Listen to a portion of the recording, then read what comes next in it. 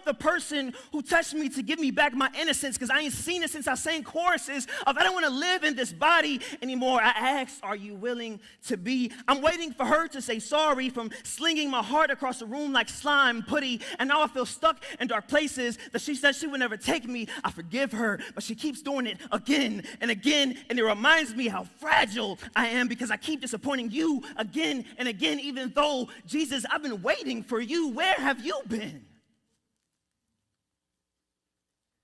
I'm not going back, I'm moving ahead, here to declare to you, my past is over, you, things are made new, surrendered my life to Christ, I'm moving forward. A wise man once said, I denounce the justice of my wounds, only to look down and see that I am holding a smoking gun in one hand and a fistful of ammunition in the other. And I thought, well, what a perfect picture of me laying on a mat at night, too long in the dark by myself. And if my brain is this smoking gun, and every hurt that I've ever had is this deadliest ammunition, especially when it backfires and I was this close to pulling the trigger, but it seems remote control to everyone else's hands because I am always being triggered by everything and everybody all the time. I've even pulled the sword on a friend's name who had no idea we were in a war of offense. Perhaps my thoughts about what everybody else thinks about me is not as, well, never mind. How do you deal with messy Christian breakups that are not fundamentally Christian?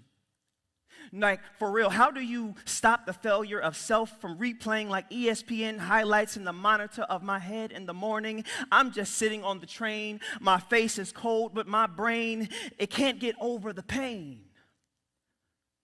And every fry of its vocal cords is burning. It's burning the chains. I told lengthy stories to a woman in a chair, just like they do on TV. And she believed that I'm pulling things out of my heart like a magic trick, like I never knew they were there, but I knew. I knew that I'm more a magician than I am unaware. My friends came, and they knew too that I'm just not the same anymore. When things happen, it's hard noticing when they happen, like noticing when it all went numb. Until it's too late and you show up at work and the garments that pain dressed you in this morning, the dress code called invisibly casual, they walk right past me. They don't notice me. I didn't notice me either. But I do recognize what you got on. I recognize that material is scratching you who thinks that everyone is out to get them. I know those designs, I know them too well, the hiding yourself from being open while being seen, nightmare to confused by what happened. I too have the oversized whereof. I'm aware enough to tell you their faults, but mine still haunt me. The story was trauma takes child down a road too dark to find home. Abandonment gossips child weary of why they're ever forgotten in the first place. Child becomes orphan. The child who's now orphan walks into a room one day and he says, how will you all love me? And the orphan can't understand why no one is able to love him the way that he needs them to, asking them to, and everyone seems to try to understand why is he squeezing us so much what we don't have. We don't have a breath. And then a father walks into the room and he says, how can I love them? And I thought, what about all the orphans who are now fathers who are still walking into the room asking, how will they love me? Oh, the number that Satan has done on a number of men that we can't find enough of them to count on one hand because so many refuse to be the fathers they never had simply because that boy ain't mine. And when he says that, that means not his child, not the child, the wailing boy inside of him needing to be poured into when supper is over and he's uncaped from being super. No wonder.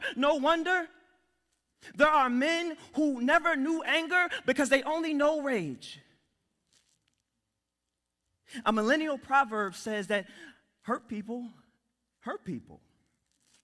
And Jesus says, for his people who have been forgiven much, they will forgive much. And speaking of those people, I didn't mean, but neither was I nice. Forgive me, people covered in his blood who are now covered in mine.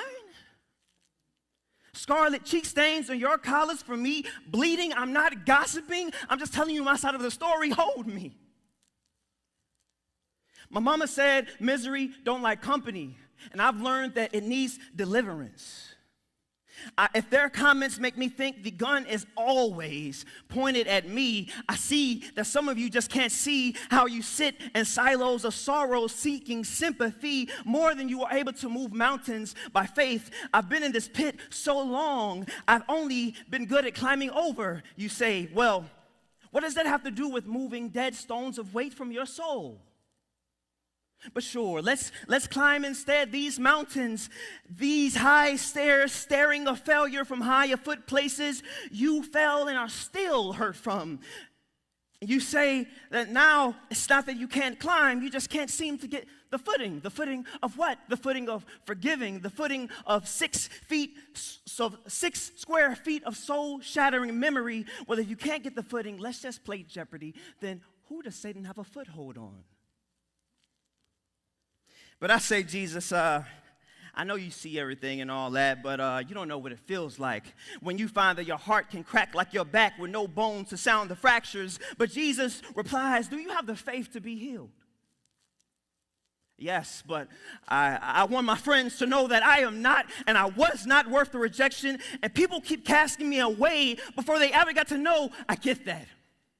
But I asked you, are you willing to be healed? I want the person who touched me to give me back my innocence, because I ain't seen it since I sang choruses of I don't want to live in this body anymore. I asked, are you willing to be? I'm waiting for her to say sorry from slinging my heart across the room like slime putty, and now I feel stuck in dark places that she said she would never take me. I forgive her, but she keeps doing it again and again, and it reminds me how fragile I am because I keep disappointing you again and again, even though, Jesus, I've been waiting for you. Where have you been?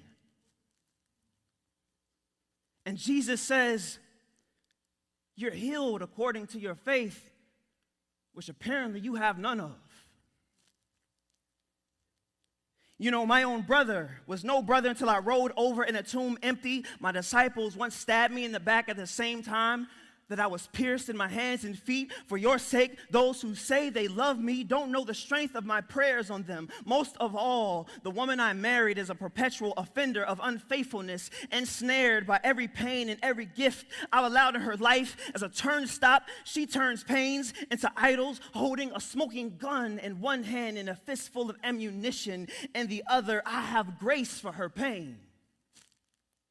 And I will prepare a table for you in the presence of your enemies, but this self-loathing makes a terrible tablecloth for the enemies I'm still inviting to eat. And this mat, you don't even sit high enough to gaze on my face. So I'm going to ask you one more time before this conversation changes greatly. I'm not asking for your story. I'm asking you, are you willing to be well? Well, get up from your mat and be healed.